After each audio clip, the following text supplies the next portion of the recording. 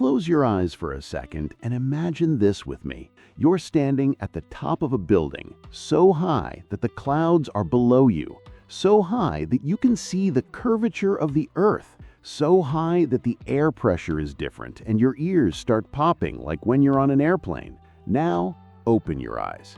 This building exists, or rather, it's being built right now, in the middle of one of the hottest deserts on the planet, a place where sandstorms appear out of nowhere, where the heat melts asphalt, where winds blow with brutal force.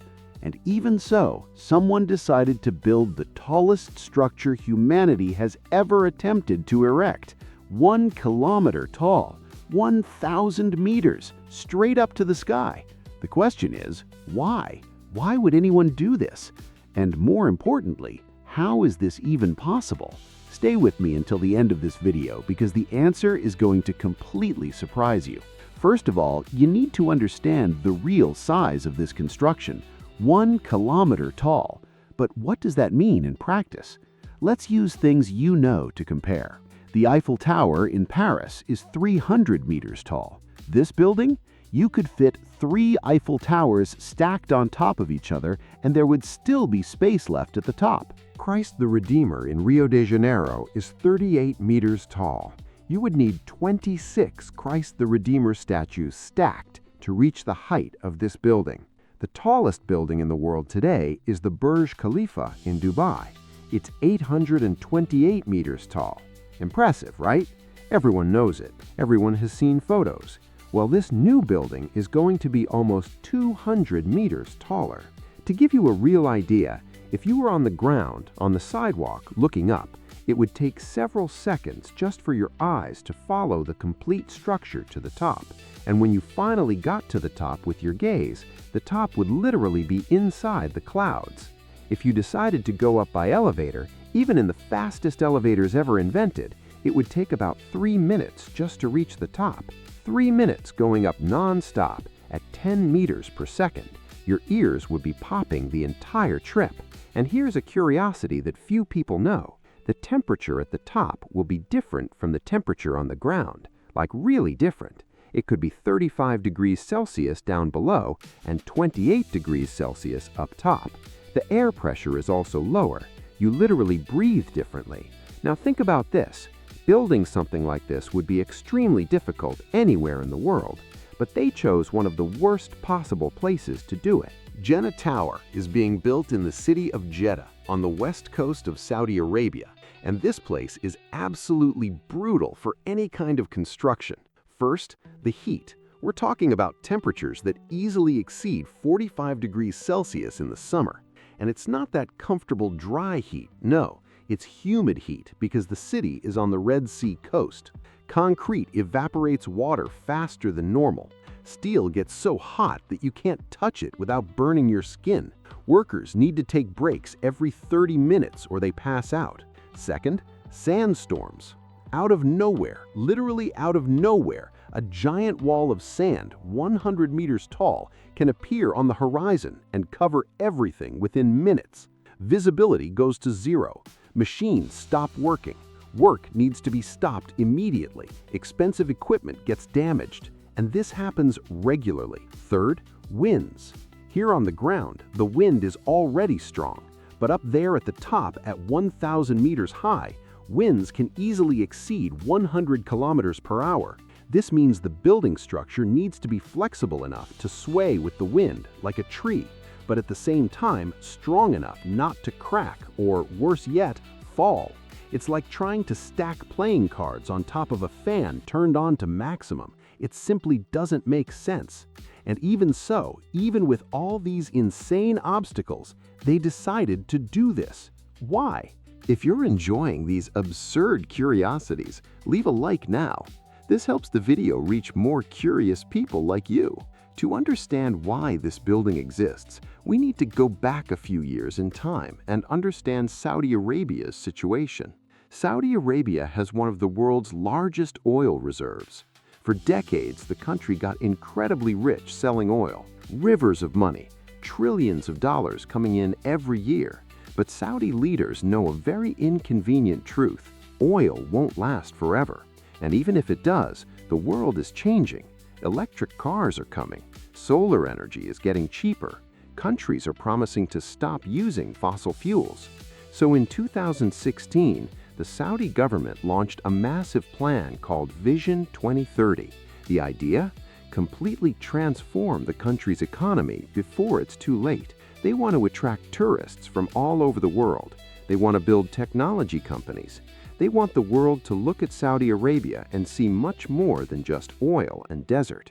And here comes a very old psychological trick that countries have been using for millennia. When you want to be noticed, when you want the whole world to talk about you, you build something impossible to ignore.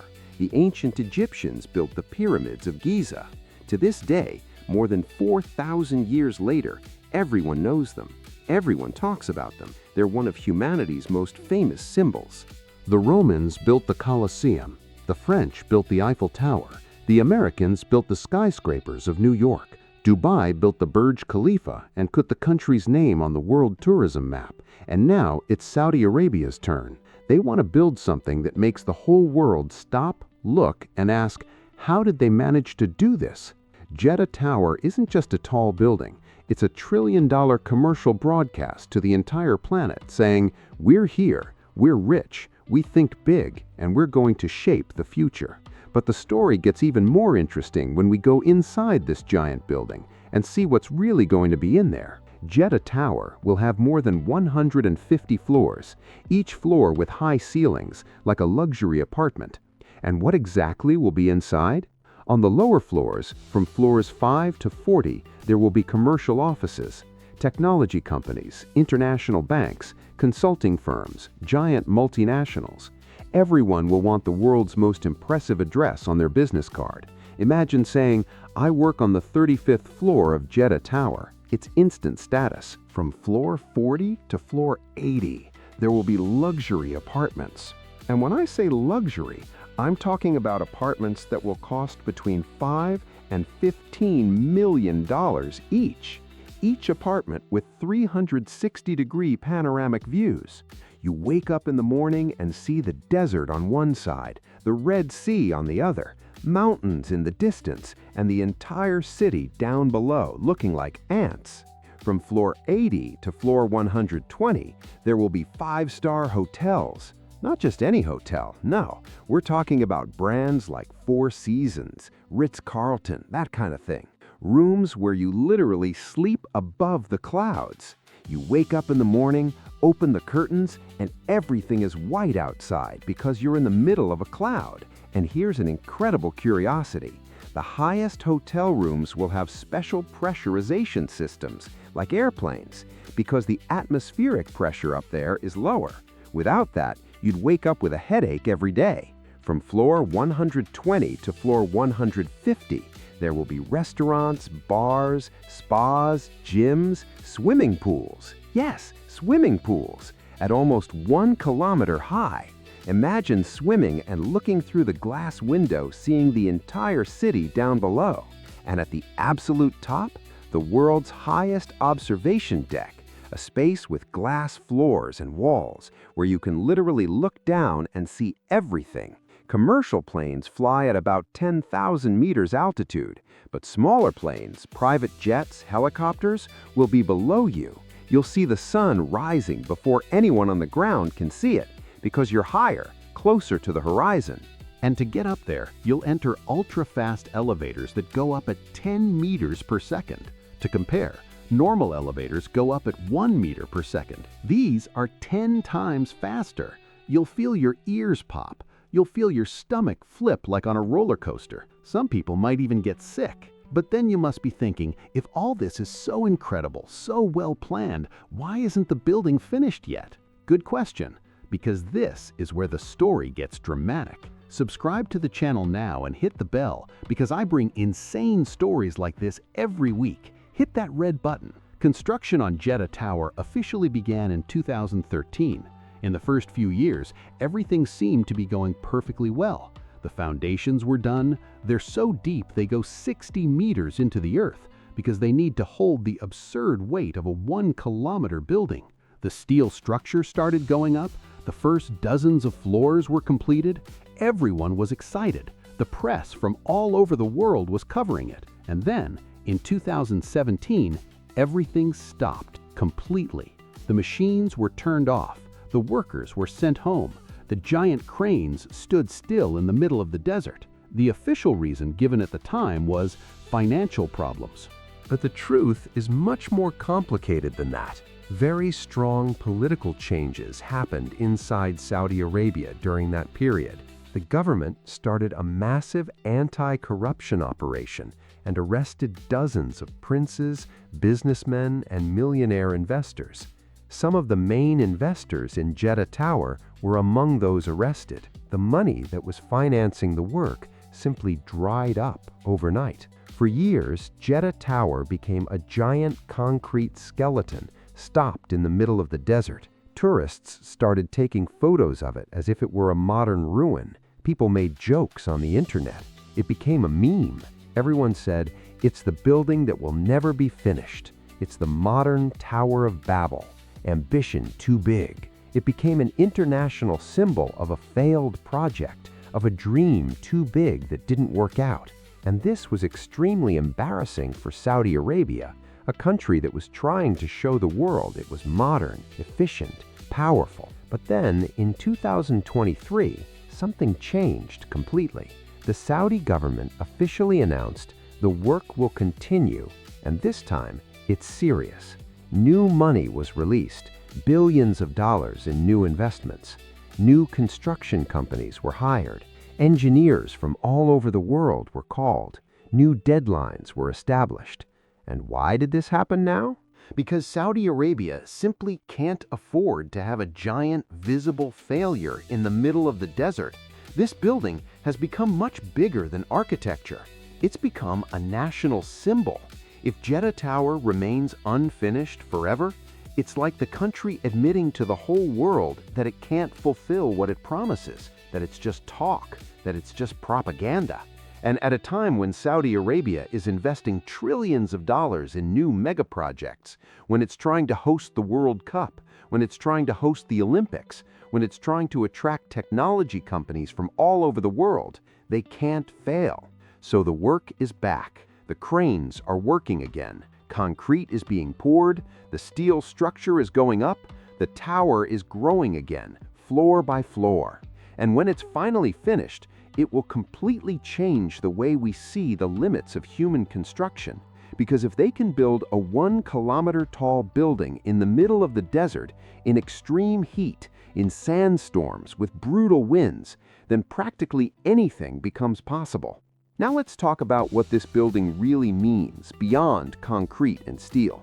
In the end, Jeddah Tower is much more than just a very tall building. It represents power. It represents national ambition. It represents a country's will to be absolutely impossible to ignore on the world stage. Throughout all of human history, whenever a nation or civilization wanted to show its strength, its power, its importance, it built something monumental that challenged everything that existed before. The pyramids of Egypt were built more than 4,000 years ago precisely for this. To show the power of the pharaohs, to say we are eternal, we are powerful, we are important. The Great Wall of China was built to show the strength of the Chinese Empire. The Colosseum of Rome was built to show Rome's power over the world. In modern times, the Empire State Building was built in New York in the 1930s to show that the United States was the new world power, even in the middle of the Great Depression. The Burj Khalifa was built in Dubai to transform a desert into a global tourist destination. And it worked. Before the Burj Khalifa, almost no one went to Dubai. Today, it's one of the most visited destinations on the planet. Each of these monuments said exactly the same thing to the world. We're here. We matter. We make history. Pay attention to us. And now, it's Saudi Arabia's turn to do this. Jeddah Tower is their way of saying, we're not just oil, we're not just desert, we think big, we execute, we are the future. And here's an interesting reflection. The tower may or may not be finished in the next 5 years. It may or may not become the most visited building in the world. It may or may not generate the financial return that investors expect. But one thing is absolutely certain: it has already achieved exactly what it wanted to achieve, making the whole world look at the Saudi Arabian desert and ask with genuine curiosity, how are they managing to do this? We're here in this video talking about it. Millions of people around the world are talking about it. It's already made international news dozens of times. It's already appeared in documentaries, magazines, architecture websites all over the world. That alone is worth billions in free advertising for the country. And you, what do you think about all this? Is it worth building something so giant just to show power? Or is this excessive ambition that's going to end badly? Comment down below with your opinion. I read all the comments. And if you liked this video, share it with that friend of yours who loves these insane curiosities. Thanks, and see you in the next video.